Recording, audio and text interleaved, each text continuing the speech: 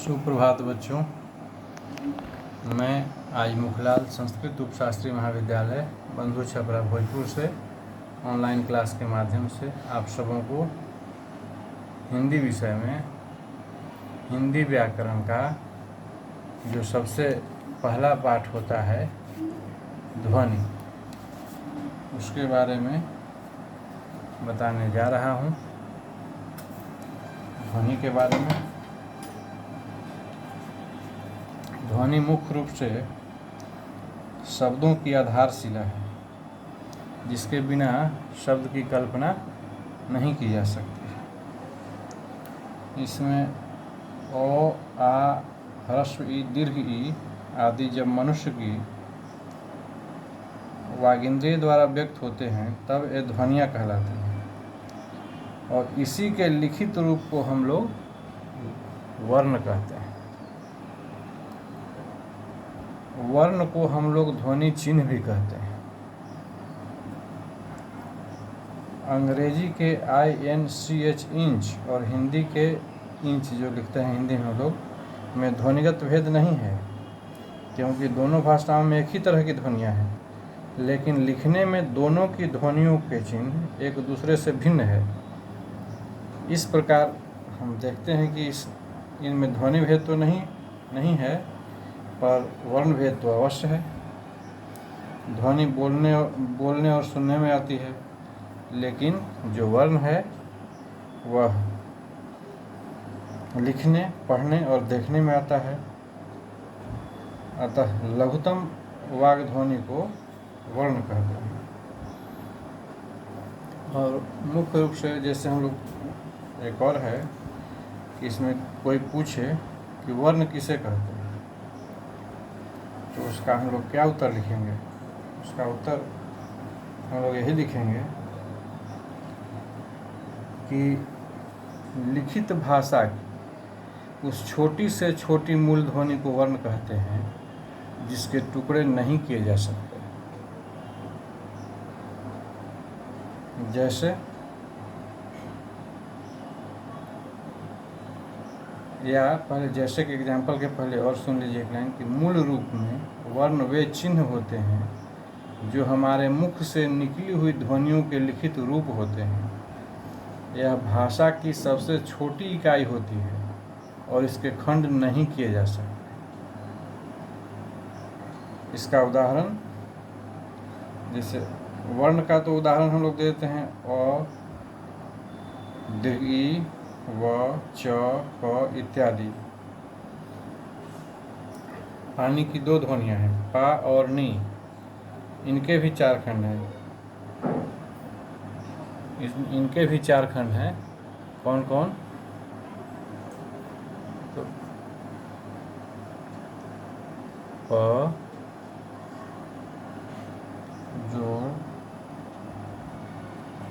आ, न,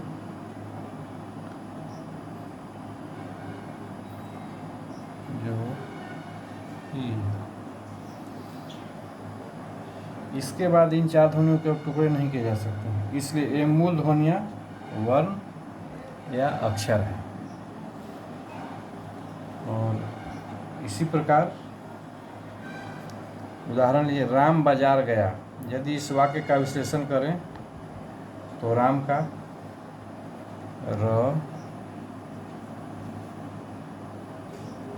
आ, म, ओ, राम। बाजार का ब,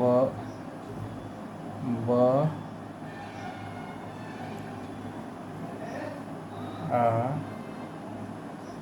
ज, आ, र। इसी प्रकार गया का होगा।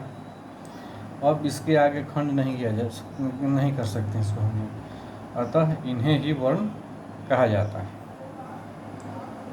वर्णों के क्रमबद्ध जो समूह है उसको हम लोग वर्णमाला कहते हैं। इसको हिंदी में हिंदी भाषा में मुख्य रूप से वर्ण प्रयुक्त किए जा रहे हैं 2 स्वर और व्यंजन। उसमें कुछ और हैं। स्वर के बाद हैं स्वर जो वही हैं वर्ण हैं वो होते हैं अ, आ, ह्रस्व ई, दीर्घी, ह्रस्व उ, दीर्घ उ, री, ए, ऐ, ओ, औ। इतना ही स्वर वर्ण है।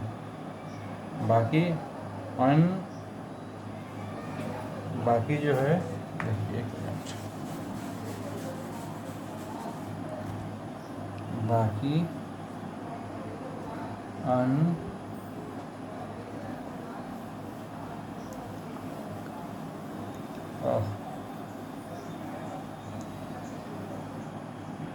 अनुस्वार, अनुनासिक और विसर्ग। उसके बाद व्यंजन में क, ख, ग, घ, ङ, च, छ, ज, झ, ञ, ट, ठ, ड, ढ, ण, त, थ, द, ध, न, प, फ, ब, भ, म और ड, ढ भी व्यंजन है। और इसके बाद य, र, ल, व जो है वह अंतस्थ व्यंजन है। और तलाप श, मूर्धन्य श, दंत स, ह जो है वो ऊष्म है। उच्चारण के 2 प्रमुख तत्व हैं मुख्य रूप से, जैसा कि हम बताए हम स्वर और व्यंजन। वर्णों के निर्माण में इन्हीं दोनों का योग रहता है।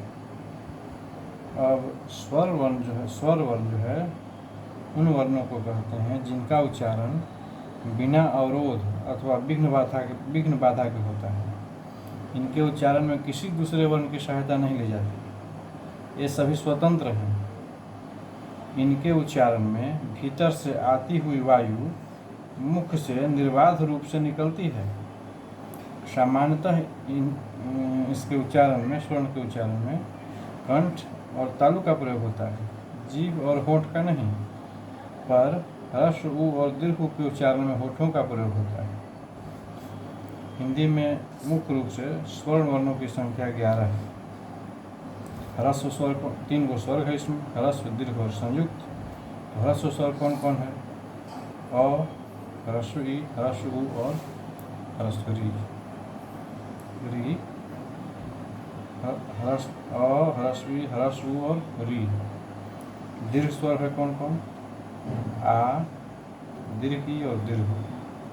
संयुक्त स्वर है कौन कौन? ए, ऐ, ओ, औ। और कुछ लोग जो हैं ऋ को भी मूल स्वर में ही गिनते हैं, लेकिन हिंदी में इनका प्रयोग न के बराबर होता है। ऋ की भी एक सीमा है, वो भी अपने सीमा में रह गई है। जबकि संस्कृत में ऋ का प्रयोग होता है, किंतु हिंदी और अन्य भारतीय भाषा में करीब करीब ऋ का प्रयोग नगण्य ही है। फिर भी एक सीमा के अंदर हिंदी में ऋ का प्रयोग चल रहा है, जैसे ऋग्वेद, ऋषि, ऋण, ऋतंभरा इत्यादि। अब इसमें जो है व्यंजन और स्वर दोनों का योग है। तो मात्रा और उसका भेद देखिए। व्यंजनों के अनेक प्रकार के उच्चारणों को स्पष्ट करने के लिए जब उनके साथ स्वर का योग होता है तब स्वर का वास्तविक रूप जिस रूप में बदलता है उसे हम लोग मात्रा कहते हैं। मात्राएं 3 हैं, ह्रस्व, दीर्घ और प्लुत। ह्रस्व से दीर्घ में दूना और प्लुत में तिगुना समय लगता है। प्लुत संस्कृत में चलता था, हिंदी में नहीं चलता है। मात्राएं स्वरों की ही होती है, व्यंजन की नहीं, क्योंकि व्यंजन तो स्वरों के सहारे ही बोले जाते हैं। जब स्वर व्यंजन में लगते हैं तब उनके 10 प्रकार के रूप होते हैं। स्वरों के व्यंजन में मिलने से इन रूपों को भी मात्रा कहते हैं, क्योंकि मात्राएं तो स्वरों की होती हैं। छंद शास्त्र जो है उसमें ह्रस्व मात्रा को लघु और दीर्घ मात्रा को हम लोग गुरु कहते हैं। अब देखिए ह्रस्व स्वर क्या है, तो वह स्वर मूल या ह्रस्व या एक मात्रिक कहलाते हैं जिनकी उत्पत्ति दूसरे स्वरों से नहीं होती, जैसे अ, ह्रस्व ई, ह्रस्व उ और वी। दीर्घ स्वर किसी मूल या ह्रस्व को उसी स्वर के साथ मिलाने से जो स्वर बनता है वह दीर्घ स्वर कहलाता है, जैसे आ, अ जोड़ अ मिलकर आ। दीर्घी, दीर्घ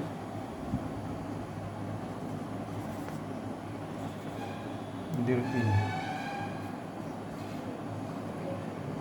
ई जोड़ ई मिलकर दीर्घ, दीर्घ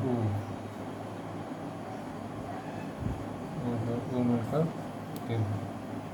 इसी प्रकार ए, ऐ, ओ, औ, इनके उच्चारण में 2 मात्राओं का समय लगता है। इन्हें द्विमात्रिक स्वर का भी हम लोग कहते हैं। और प्लुत जो है, जिस स्वर के उच्चारण में तिगुना समय लगे उसे प्लुत कहते हैं। इसका कोई चिन्ह नहीं होता। इसके लिए 3 अंक लगाया जाता है प्लुत में, जैसे ओम। हिंदी में भाषा में साधारणतः प्लुत का प्रयोग नहीं होता है। वैदिक भाषा में प्लुत स्वर का बहुत अधिक प्रयोग हुआ है। इसे त्रिमासिक स्वर भी कहते हैं।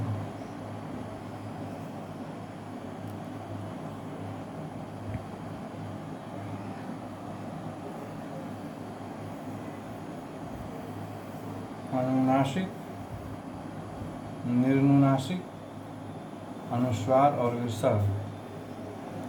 हिंदी में स्वरों का उच्चारण अनुनासिक और निर्नुनासिक होता है। अनुस्वार और विसर्ग व्यंजन हैं जो स्वर के बाद स्वर से स्वतंत्र आते हैं। इनके संकेत चिन्ह हैं, जैसा आप लोग जानते होंगे, अनुनासिक, अनुस्वार, निर्नुनासिक। अनुनासिक जो ऐसे तत्वों का उच्चारण नाक और मुंह से होता है और उच्चारण में लघुता रहती है, जैसे गांव, दांत, आंगन। तो गांव, ये जो हुआ यही हुआ अनुनासिक। अनुस्वार जो हुआ यह अनुस्वार हुआ। यह स्वर के बाद आने वाला व्यंजन है जिसकी ध्वनि नाक से निकलती है, जैसे अंगूर, अंगद। अब निरनुनासिक क्या है? केवल मुंह से बोला जाने वाले जो सस्वर वर्णों को निरनुनासिक कहते हैं, जैसे इधर, उधर, आप, अपना, घर इत्यादि। एक होता है विसर्ग, यह हुआ विसर्ग। अनुस्वार की तरह यह विसर्ग भी जो है स्वर के बाद आता है। यह व्यंजन है और इसका उच्चारण ह की तरह होता है। संस्कृत में इसका बहुत ज़्यादा व्यवहार है। हिंदी में अब इसका अभाव होता जा रहा है, कम हो रहा है प्रयोग इसका, किंतु तत्सम शब्दों के प्रयोग में इसका आज भी उपयोग होता है, जैसे मनः कामना, पयः पान, अतः, अतः लिखेंगे हम लोग, अतः, स्वतः, दुख इत्यादि। तो अनुस्वार और विसर्ग न तो स्वर हैं न व्यंजन, किंतु ये स्वरों के सहारे चलते हैं। स्वर और व्यंजन दोनों में इनका उपयोग होता है, जैसे अंगत, रंग। ये स्वर नहीं है और व्यंजनों की तरह स्वरों के पूर्व नहीं पश्चात आते हैं, इसलिए व्यंजन नहीं। इसलिए इन दोनों ध्वनियों को अयोग वाक् कहते हैं। अयोग वाक् का क्या अर्थ है? तो अयोग वाक् का अर्थ है कि योग न होने पर भी जो साथ रहे उसे हम अयोग वाक् कहते हैं। तो बच्चों, आज के क्लास में इतना ही। अब अगले क्लास में हम लोग व्यंजन वर्ण के बारे में जानेंगे। तब तक के लिए आप लोगों को शुभ दिन।